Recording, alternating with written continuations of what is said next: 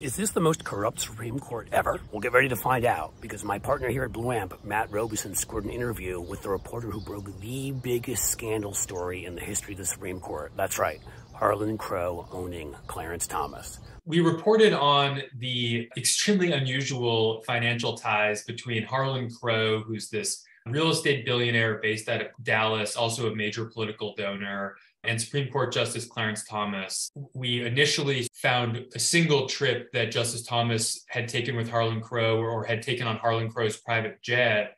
And we decided, okay, this seems pretty interesting. Let's dig into it. The first story was about how Crow has been taking Justice Thomas on these incredibly lavish vacations for more than 2 decades, involving his private jet and his super yacht, globe-trotting vacations that could cost hundreds of thousands of dollars if Justice Thomas were paying for them himself.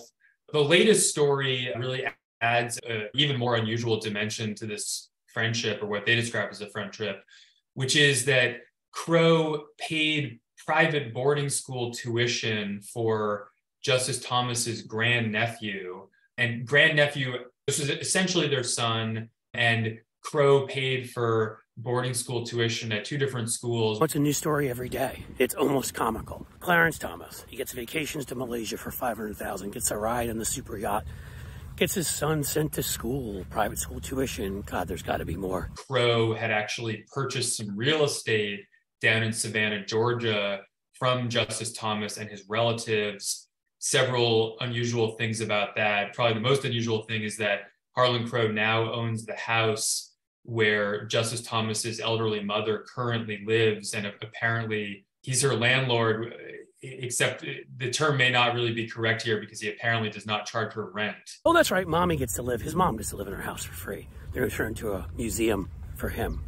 Probably like a wax museum from one of those horror movies, I assume. But yes, Harlan Crow just likes Clarence Thomas as much. It has nothing to do with anything else. Just a reminder, folks, this is just a couple minutes of this interview. Subscribe right now, turn on notifications, and you'll be able to watch the whole thing. We now not only know that Liberty Consulting, run by Ginni Thomas, was receiving consulting payments from parties that were filing amicus briefs before the court. These same parties are putting money into Clarence Thomas's household. We also know that Leonard Leo, the head of the Federalist Society, was directing payments wheeled through Kellyanne Conway, because you can't make these things up, into the Thomas household and trying to cover them up, trying to make them secret.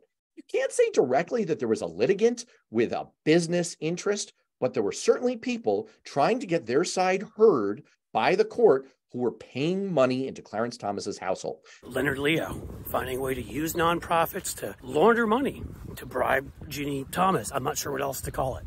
Allegedly bribe Ginni Thomas, sorry. Let me tell you a story. I was the communications director for the state treasurer of Ohio. A friend offered me free box seats, 25 bucks. But we have ethics rules. I had to say no, because he had business before us. 25 bucks. Clarence Thomas took a $500,000 vacation on Harlan Crow. You know, the guy who uses Hitler's teapot and thinks Hitler's paintings were inspiring. Think about that.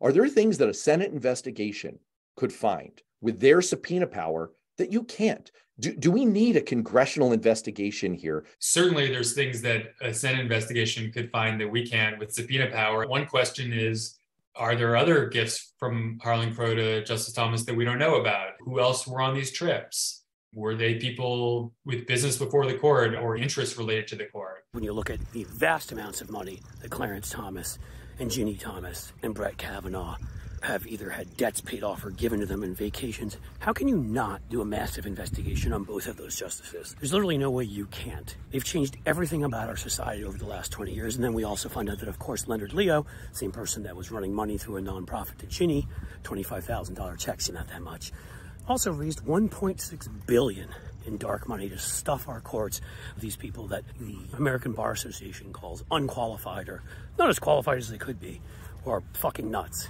Or maybe that's just me. But these are the people that have invented an individual right to a gun, taken away voting rights, taken away abortion rights. Come on, DOJ. Come on, Dick Durbin. Let's get the investigation going. This is ridiculous.